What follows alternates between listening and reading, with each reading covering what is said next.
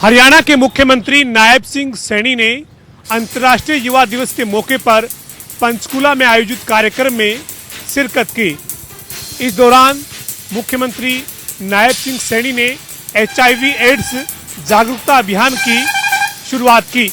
मुख्यमंत्री नायब सिंह सैनी ने इस कार्यक्रम के दौरान IEC कैंपेन भी लॉन्च किया। सीएम ने इस कार्यक्रम के दौरान अंतर्राष्ट्रीय युवा दिवस के मौके पर युवाओं को बधाई दी। सीएम ने कहा कि हरियाणा में HIV एड्स को लेकर प्रदेश सरकार ने जांच से उपचार तक गंभीरता के साथ काम किया है। सीएम ने कहा कि यही वजह है आज आंकड़े हरियाणा के लिहाज से काफ़ी सुखद हैं। सीएम ने कहा कि अभी भी HIV एड्स के लिए कोई प्रभावी टीका उपलब्ध नहीं है, इसलिए सुरक्षा कवच जरूरी है और इसमें युवाओं का महत्वपूर्ण योगदान है।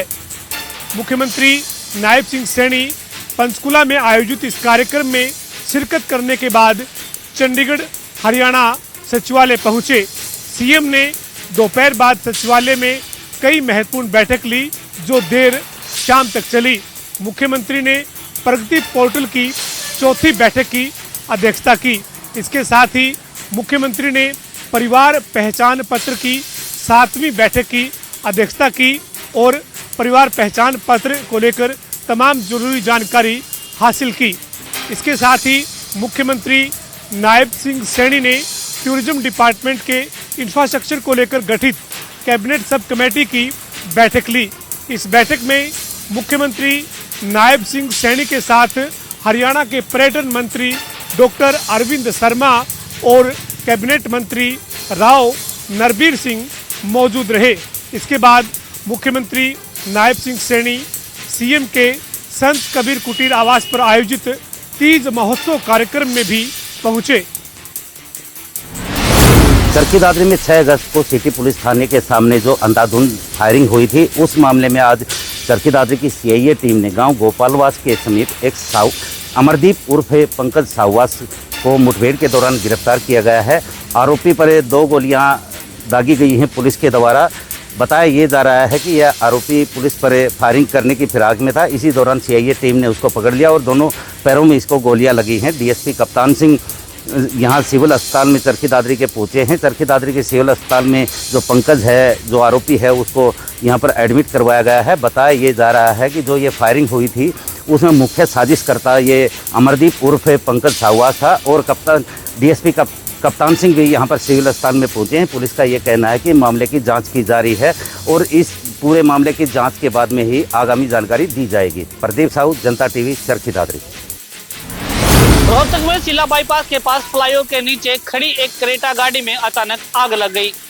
आसपास के लोगों में भय का माहौल था, जिसके बाद फायर ब्रिगेड विभाग को सूचना दी गई। फायर ब्रिगेड विभाग की 2 गाड़ियां मौके पर पहुंची, तब तक गाड़ी पूरी तरह से जलकर राख हो चुकी थी। गनीमत रही कि किसी अन्य गाड़ी ने आग नहीं पकड़ी, अन्यथा और गाड़ियों का भी नुकसान हो सकता था। जींद जिले के बम्बेया गांव के रहने वाले सोमवीर ने बताया कि वह किसी काम के लिए रोहतक में आया हुआ था और वह सिला बाईपास के पास फ्लाईओवर के नीचे उसने अपनी क्रेटा गाड़ी खड़ी कर दी, जिसके बाद थोड़ी देर बाद उसकी सूचना मिली कि क्रेटा गाड़ी में आग लगी हुई है। वह भागकर पहुंचा तो गाड़ी में धुआं उठ रहा था। आसपास के लोगों की मदद से आग को बुझाने की कोशिश की गई, लेकिन देखते ही देखते आग ने विकराल रूप ले लिया और गाड़ी धू कर जलने लगी, जिसकी सूचना फायर ब्रिगेड विभाग को दी गई। फायर ब्रिगेड विभाग की 2 गाड़ियां मौके पर पहुंची और उन्होंने आग पर काबू पाने की कोशिश की, लेकिन जब तक आग बुझाई जाती तब तक गाड़ी पूरी तरह से जलकर खाक हो चुकी थी। हालांकि साथ में खड़ी एक स्विफ्ट गाड़ी में भी आग लग गई, जिसमें उस गाड़ी का शीशा और खिड़की जलकर पूरी तरह से नष्ट हो गई।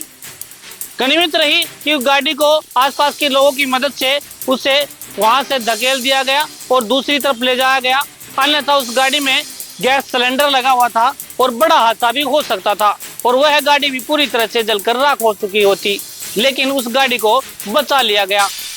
गाड़ी के मालिक का कहना है कि इसमें कोई जानी नुकसान नहीं हुआ। गनीमत रही कि जिस गाड़ी में आग लगी थी उस समय गाड़ी में कोई नहीं बैठा था, लेकिन गाड़ी पूरी तरह से जलकर राख हो चुकी है, जिसमें लाखों रुपए का नुकसान हुआ है। रोहतक से जनता TV के लिए संजय कुमार।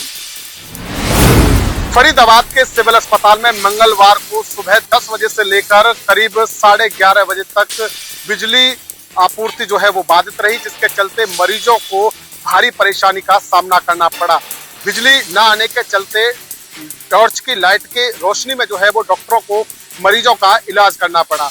ये कोई पहली घटना नहीं है जहां फरीदाबाद के सिविल अस्पताल की बिजली गुल हुई हो। इससे पहले भी बिजली गुल हो चुकी है और अधिकारी हैं कि उसको समाधान करने की बजाय जो है वो बात को टालमटोल करते हैं।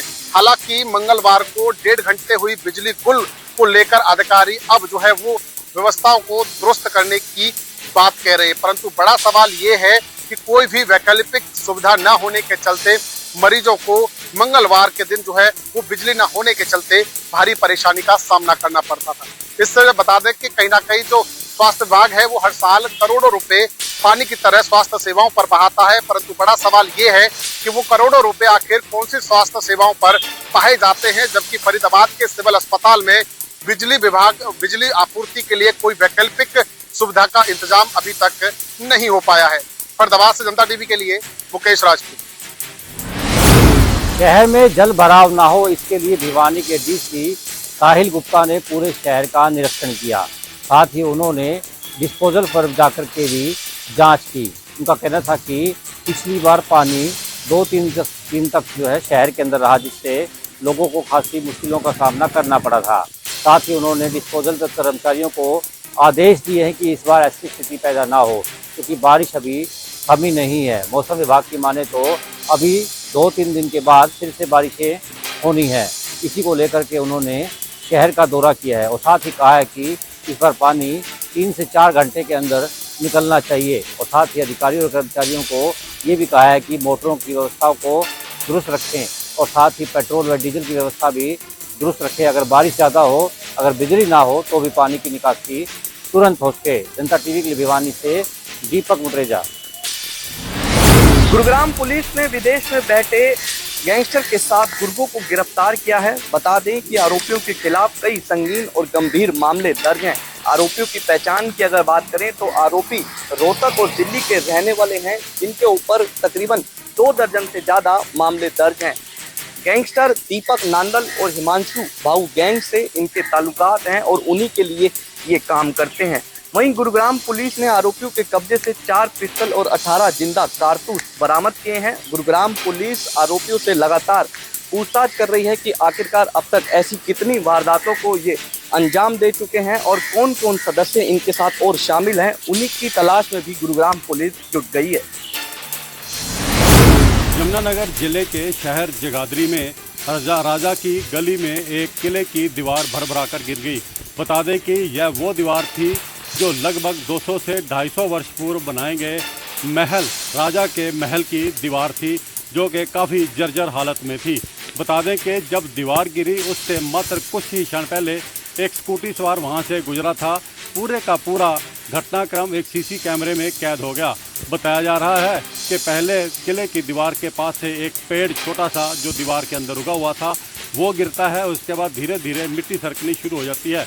उसके बाद एकदम से पूरी की पूरी 18 इंची की दीवार भर भराकर गली में गिर जाती है और आसपास के मकानों को इससे काफ़ी क्षति पहुंचती है। हालांकि एक मकान जो कि बिल्कुल दीवार के चपेट में आ गया, उसके अंदर बुजुर्ग दंपत्ति थे, जिनको आसपास के लोगों ने जल्दी जल्दी मलबे से बाहर निकाला और उनकी जान बच गई। हालांकि उनको चोटें जरूर लगी हैं। घटना की जानकारी पुलिस को भी दी गई। लोगों का कहना है कि जगाधरी एक बहुत ही प्राचीन और ऐतिहासिक शहर है और जहां पर कई हवेलियां बनी हुई हैं जो कि बहुत ही प्राचीन है और जर्जर हालत में हैं। उन्होंने जिला प्रशासन से, निगम अधिकारियों से मांग की है कि ऐसी जर्जर हवेलियों को चिन्हित किया जाए और इनकी सुरक्षा का ध्यान रखा जाए ताकि किसी भी प्रकार ये जर्जर हालत में होने के बाद गिर ना सकें। बता दें कि किसी भी तरह का ठोस कदम नगर निगम द्वारा नहीं उठाया गया, क्योंकि लंबे समय से लोगों की मांग चलती आ रही है कि जर्जर हवेलियों का निरीक्षण किया जाए, उन्हें चिन्हित किया जाए और उनको गिराया जाए ताकि किसी का जान माल का नुकसान ना हो सके। जिस तरह से राजा के महल की ये दीवार गिरी है और उससे दंपत्ति जो है वो काफ़ी घायल हुए हैं। अगर गली के अंदर कुछ लोग होते तो काफ़ी बड़ा हादसा हो सकता था, लेकिन कहीं ना कहीं बड़ा हादसा तो ज़रूर टल गया है। लेकिन जागने की जरूरत है जिला प्रशासन के नगर निगम अधिकारियों की, ताकि ऐसी जर्जर हालत की पुरानी बिल्डिंगों को चिन्हित किया जाए और इन्हें डेमोलिश किया जाए। यमुनानगर से जनता टीवी के लिए सर्वजीत बावा। हिमाचल प्रदेश में डीजल और पेट्रोल के दाम में 60 पैसे की बढ़ोतरी की गई है। दरअसल हिमाचल प्रदेश सरकार की तरफ से इस बढ़ोतरी के किए जाने का मकसद सामाजिक कल्याण बताया जा रहा है। ये भी कहा गया कि जो अनाथ बच्चे हैं या फिर विधवा, एक सेस जो है वो लगाया गया है, जिसकी पहले ही अनुमति जो है वो विधानसभा में जो है वो बजट सत्र में ली गई थी और बाकायदा कानून जो है वो पारित किया गया था और ये कहा गया कि प्रति लीटर 5 रुपए तक की बढ़ोतरी जो है वो इस कानून के जरिए अब राज्य में ईंधन पर ली जा सकती है। लेकिन 5 रुपए तो नहीं, फिलहाल 60 पैसे की बढ़ोतरी यहाँ पर की गई है और जिससे एक जनता के ऊपर अतिरिक्त बोझ का खर्च जो है वो बढ़ने की चर्चा भी यहाँ पर देखी जा रही है। विपक्ष का सीधा ये आरोप है राज्य सरकार के ऊपर कि आप इस तरह से बढ़ोतरी करके कहीं ना कहीं जो राज्य की जनता है उसके ऊपर एक बड़ा बोझ यहाँ पर डाल रहे हैं, जो कि महंगाई का बोझ है। ऐसे में अब देखना ये होगा कि क्या राज्य सरकार जिस सामाजिक कल्याण की बात कर रही है, तो क्या अनाथ बच्चों और विधवाओं के ऊपर ये पैसा जो है वो किस तरह से खर्च किया जा सकता है, कितना असर जो है वो अब उनके जीवन के ऊपर पड़ने वाला है। कैमरा पर्सन रोशन के साथ विकास शर्मा, जनता टीवी, शिमला। पानीपत एसपी का ऑपरेशन मोबाइल हो रहा सक्सेस। सालों पहले गुम हुए मोबाइल फोन बरामद कर उनके मालिकों को लौटाए। बता दें कि अपने मोबाइल फोन गुम हुए वापस न मिलने की उम्मीद छोड़ चुके लोगों के चेहरे पर मुस्कान आ गई जब उनके गुम हुए मोबाइल उन्हें मिले। बता दें कि पानीपत एसपी के दिशा निर्देशानुसार साइबर की टीमें लगातार गुम हुए मोबाइलों को ट्रेस कर रही थी और 55 मोबाइल फ़ोन पुलिस ने बरामद किए और उनके मालिकों को लौटाए। वहीं जिन लोगों को मोबाइल फ़ोन मिले हैं उन्होंने पानीपत एसपी का भी धन्यवाद किया है। पानीपत से जनता टीवी के लिए अनिल सैनी की रिपोर्ट।